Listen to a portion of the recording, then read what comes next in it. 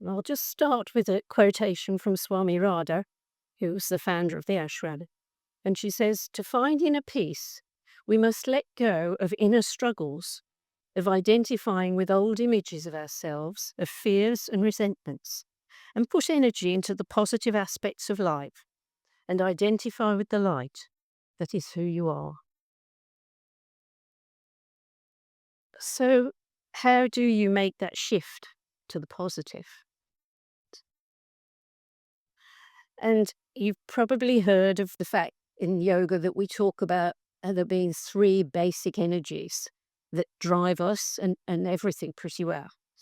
And the three are tamas, rajas, and sattva. And the tamas energy is when we're slow and sluggish and don't want to get started on things. Um, and the rajas is when we're busy and hyped up and, you know, sometimes can't even stop because we're so active in our minds. And the sattva is the energy that we're aspiring to here as we do our spiritual practice, because that brings it's the more spiritual of the three sorts of energies, and it brings balance and harmony and purity. And it's the energy that is creative, and it's got a sort of luminosity to it. So the more we can move away from those two other extremes and into this more balanced one, the happier we're going to be, basically. And one of the ways that we strive for it is through a yogic lifestyle. And a yogic lifestyle puts self-care very much at the front. Because if you're not caring for yourself, you're forgetting about yourself if you're rushing off and busy, busy, busy. Or are you caring for yourself when you're laying on the sofa unless you're unwell? Just not ready to flick channels on the TV? How caring is that really for yourself? So you're probably all very familiar with the idea of a sattvic diet. That's the idea of eating seasonally, eating fruits, eating nuts, eating seeds, veggies, and whole grains, all those things that are fairly light in a certain way. And here, we're very happy that we grow a lot of our own fruit and veg. And so we've got the vibration of the karma yogis and the light of the ashram all contributing to the positive sattvic energy that we can all enjoy in our food. But to really support ourselves in a self-caring way, we also need to think about our environment. And that includes the company we keep and the thoughts that we actually entertain. So when I started a bit earlier and I said, how do you speak about yourself and how do you speak to yourself? Are you supporting yourself in the way that you do that? Is it a caring way? Is it going to promote this sattvic energy? And then there are our actual surroundings.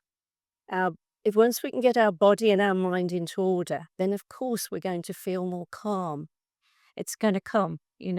So how do you nurture these different aspects of yourself? And just think for a moment, what do you do to care for your body? Just ask yourself, what do you do to care for your body?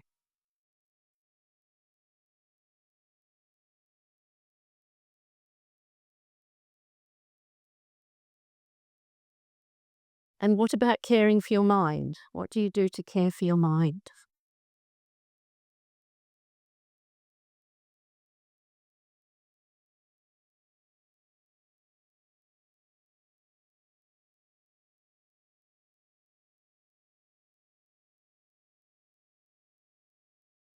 So this is a quote from Radhananda, who was Swami Radha's successor.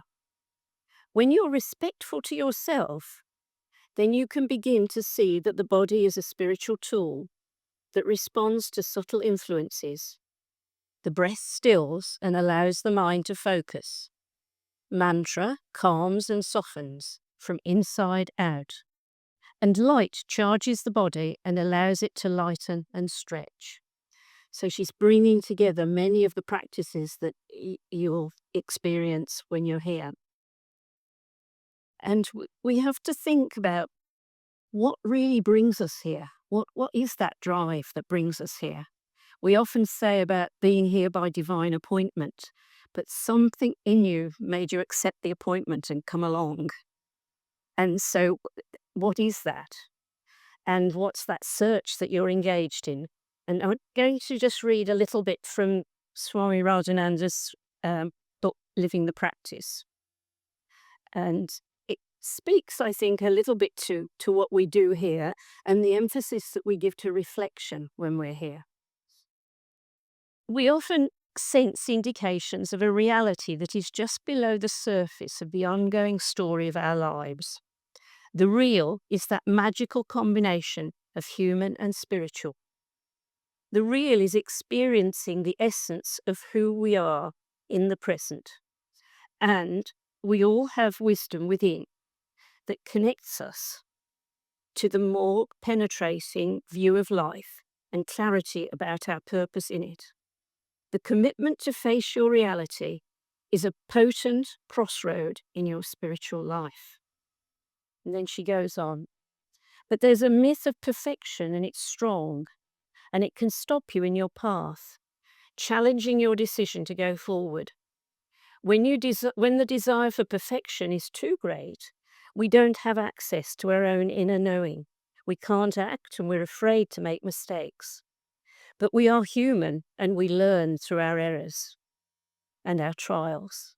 So that it's very important to be able to accept. That's part of self-care, is accepting the reality of yourself, the mistakes, the errors, whatever you've done, and just lovingly accepting that. And a bit later on in the chapter, she says, in the imperfect, there is perfection. Often people don't recognize their own light.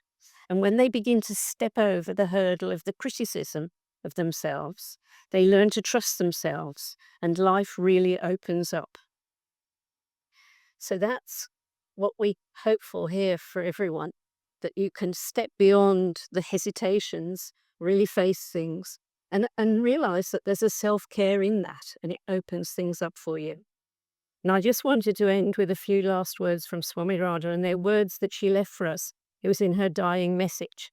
And she said to everybody, don't take yourself and the world too seriously. So that's their conclusion. So we're going to have what we call prasad next, and that's the opportunity to just reflect on your day and take a moment to identify the things that you feel grateful for. So just have your hands in an open, receptive gesture, and just allow yourself a little time to reflect on the day and the gratitude. Find the gratitude for what you've received this day.